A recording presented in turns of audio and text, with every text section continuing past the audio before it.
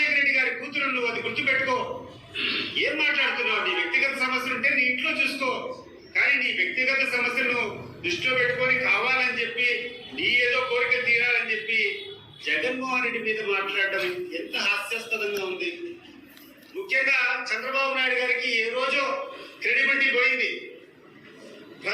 ప్రజల్లో ఎప్పుడు కూడా చంద్రబాబు నాయుడు గారి మీద సదభిప్రాయం లేదు. ఆయన మాట నిలబడుకునేటువంటి వ్యక్తి కాదు.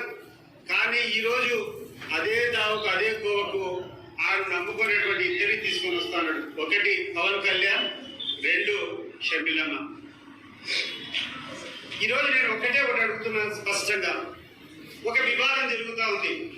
జగన్మోహన్ రెడ్డి ప్రతిపక్ష హోదా కోసం ఈరోజు పోరాటం చేస్తా ఉన్నాడు. మిమ్మల్ని కరెక్ట్ గా నిలదీస్తున్నాడు. ప్రతిపక్ష హోదా ఇస్తేనే నేను వస్తాను, లేకుండా ఉంటే నేను రావడం వల్ల ఏం మేలు జరుగుతుంది రాష్ట్రానికి, ఏం మేలు జరుగుతుంది ప్రజలకు?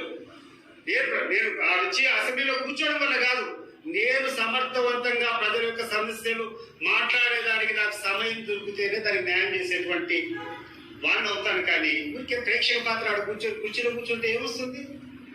చంద్ర గారు కూడా ఆలోచన చేయండి, పవన్ కళ్యాణ్ గారు ఆలోచన చేయండి. మీరు సమర్థవంతమైన చర్చలు చేయాలనుకుంటారు. సమర్థవంతమైనటువంటి చర్చలు ఏ రకంగా జరుగుతాయి రాష్ట్రంలో? ప్రధాన ప్రతిపక్షం ఎవరు?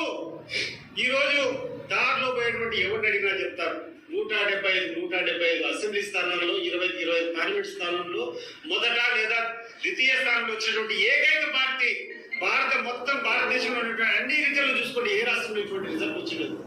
మరి ఈ పార్టీని కూర్చొని నువ్వు ప్రధాన ప్రతిపక్ష హోదా లేదు రాదు అంటే ప్రజలు దాన్ని సమర్థిస్తారా? ఎవరి